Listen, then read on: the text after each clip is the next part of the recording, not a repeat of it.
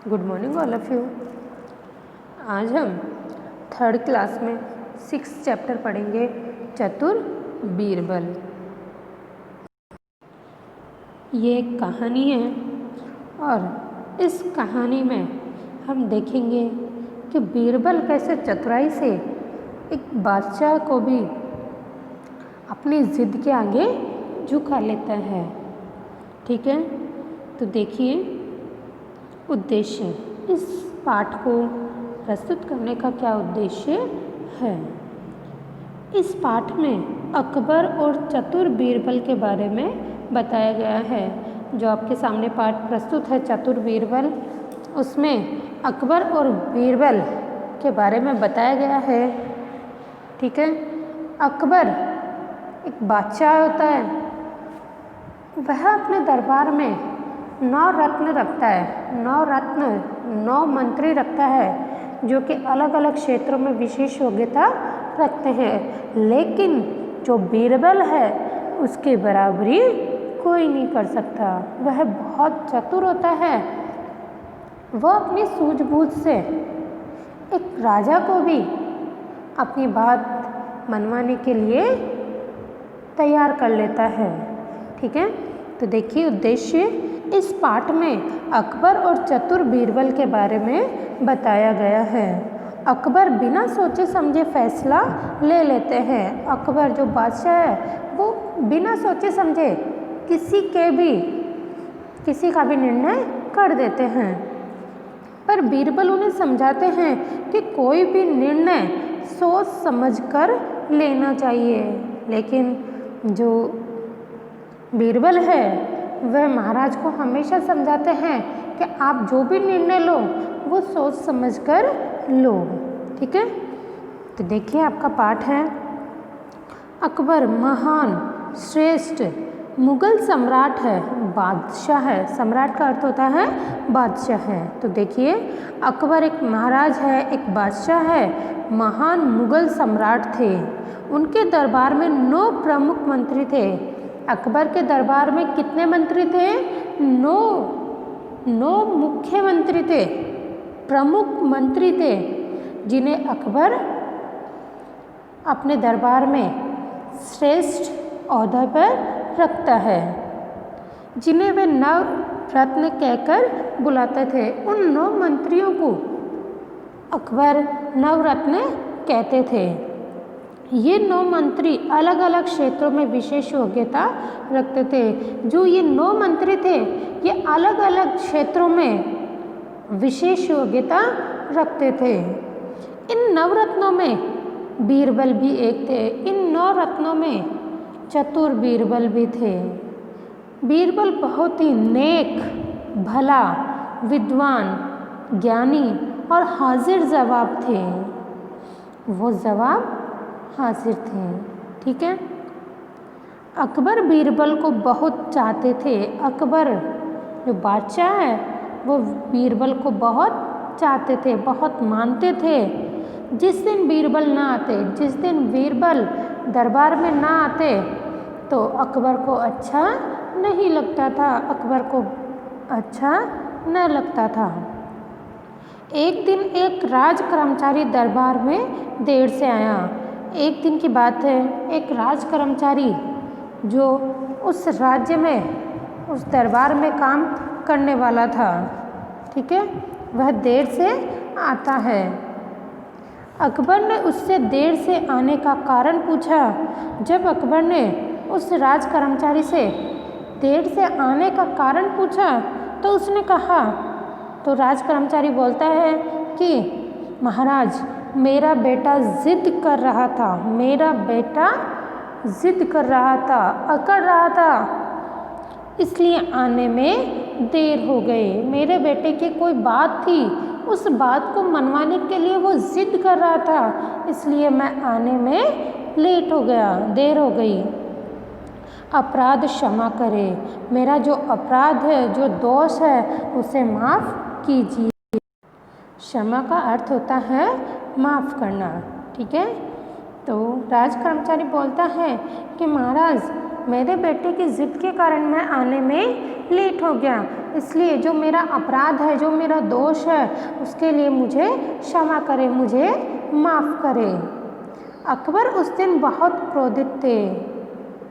क्रोधित का अर्थ होता है गुस्से में।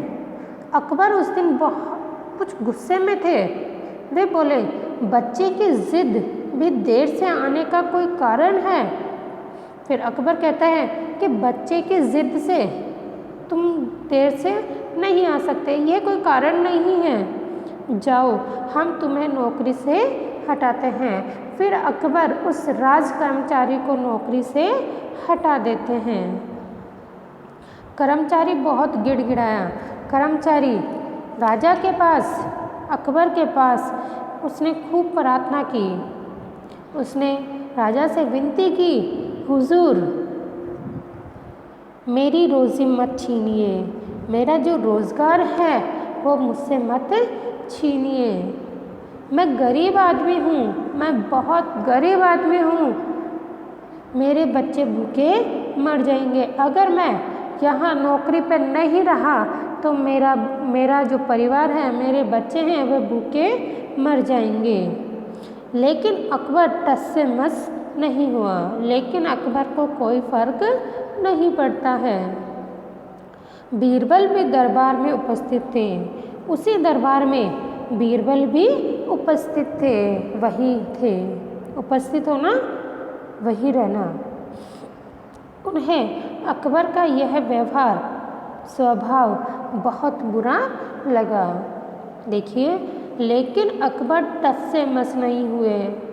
लेकिन अकबर राज कर्मचारी की बात सुनकर भी उन्हें कोई फ़र्क नहीं पड़ा। बीरबल भी उसी दरबार में उपस्थित थे। बीरबल भी उसी दरबार में थे। लेकिन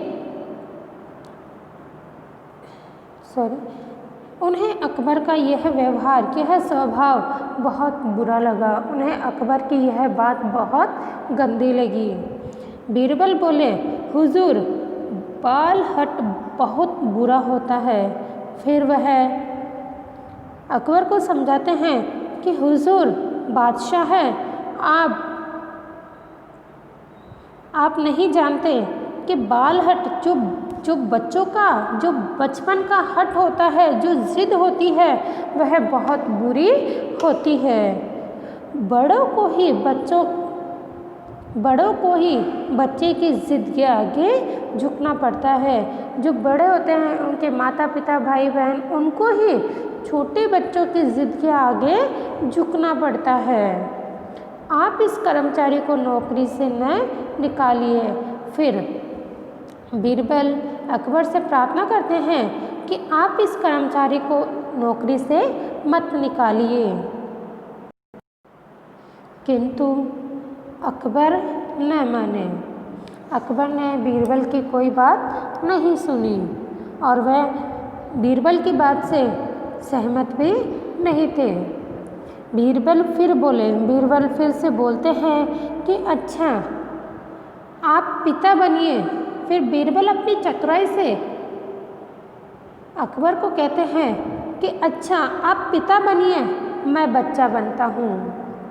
कि जैसे राज कर्मचारी के बेटे ने ज़िद की, एक पिता होने के नाते इनको वो ज़िद पूरी करनी पड़ी और इस ज़िद को आप गलत मानते हो तो आप मेरे पिता बनिए और मैं आपका बच्चा बनता हूँ। फिर देखते हैं कि झुकना पड़ता है या नहीं। अब बादशाह को बात में मज़ा आने लगा। अब बादशाह अकबर को भी इस बात में मज़ा आने लगा। वे बोले ठीक है। फिर बादशाह बोलते हैं कि चलो मैं पिता बनता हूँ और तुम मेरे बच्चे बनो। ठीक है। बीरबल बच्चे का अभिनय रोल करने लगते हैं और हाथ पैर पटकते हुए बोले। बीरबल जब बच्चे का अभिनय करते हैं और फिर वो अपनी ज़िद में हाथ पैर पटकने लगते हैं और बोलते हैं कि मैं मिट्टी का लोटा लूँगा, मुझे एक मिट्टी का लोटा चाहिए। वह अपने पिता, बीरबल बच्चा बनता है और अकबर पिता बनता है। तो बीरबल अपने पिता अकबर से जिद करता है कि मुझे एक मिट्टी का लोटा चाहिए। फिर देखिए, अकबर के लिए मिट्टी का लोटा मंगवाना कोई कठिन काम नहीं था, क्योंकि वो तो राजा थे। लोटा मंगवाना कठिन न था, अकबर के लिए लोटा मंगवाना कोई कठिन काम नहीं था। राजा का संकेत, राजा का इशारा मिलते ही मिट्टी का लोटा आ गया। उसी समय मिट्टी का लोटा भी आ गया। किंतु बीरबल की हट यही समाप्त नहीं हुई। बीरबल की जो हट थी, जो जिद थी, वह यही पूरी नहीं होती है। ऊ करते हुए वे फिर बोले, रोते हुए, ऊ की आवाज़ करते हुए, रोते हुए वे फिर बोले, अब तो मैं एक हाथी लूँगा। कि पहले बीरबल ने एक लोटा मांगा, फिर दूसरी बार में उसने एक हाथी भी मांग लिया। अकबर बादशाह थे, हाथी जुटाना भी उनके लिए सरल ही था। दरबार में हाथी हाजिर कर दिया गया, किंतु बीरबल का रोना जारी रहा। फिर भी बीरबल रोते रहे। ठीक है, अब क्या है? फिर अकबर बीरबल को बोलते हैं कि बीरबल अब क्या है, अब क्यों रो रहे हो? तो अकबर थोड़ा झुंझलाकर, थोड़ा गुस्सा कर खींच कर बोले कि अब क्या है, अब क्यों रो रहे हो? तो बीरबल बोलते हैं कि हाथी को लोटे में डालो। बीरबल अकबर से कहते हैं कि अब जो ये हाथी है, इसको इस लोटे में डाल दो। बीरबल ने मचलते हुए कहा। ठीक है, हम यहीं तक पाठ पढ़ेंगे। तो यहाँ तक हमने पढ़ा कि अकबर और बीरबल दोनों एक ही दरबार में होते हैं। एक बादशाह होता है और एक कर्मचारी होता है। लेकिन एक बादशाह के गलत निर्णय की वजह से एक कर्मचारी ने उसको सही निर्णय करने पर तैयार कर लिया। वह उस बादशाह को बताते हैं कि ये निर्णय आपका गलत है, जो उसने एक राज कर्मचारी के लिए लिया था कि बच्चे की जिद के कारण कोई आने में देर नहीं होती है। इसी कारण से उस राज कर्मचारी को वो नौकरी से निकाल देते हैं। लेकिन ये बात बीरबल को बहुत बुरी लगती है और वह उस राज कर्मचारी के लिए अकबर के सामने एक शर्त रखते हैं कि वो उनके पिता बनेंगे और बीरबल उनके बेटे बनेंगे। और फिर देखते हैं कि बच्चे की जिद के आगे बड़ों को झुकना पड़ता है या नहीं झुकना पड़ता। अकबर को ये सारा जो अभिनय चल रहा था बीरबल का, उसमें उसको मज़ा आने लगता है और वह उसे पूरी ईमानदारी के साथ करने लगते हैं। बीरबल की शर्तों पर कि पहले एक लोटा मांगते हैं, फिर एक हाथी मांगते हैं, फिर उनकी आखिरी जिद थी कि हाथी को लोटे में डालो। तो अब इस पाठ में आगे का पाठ हम कल करेंगे। ठीक है, धन्यवाद।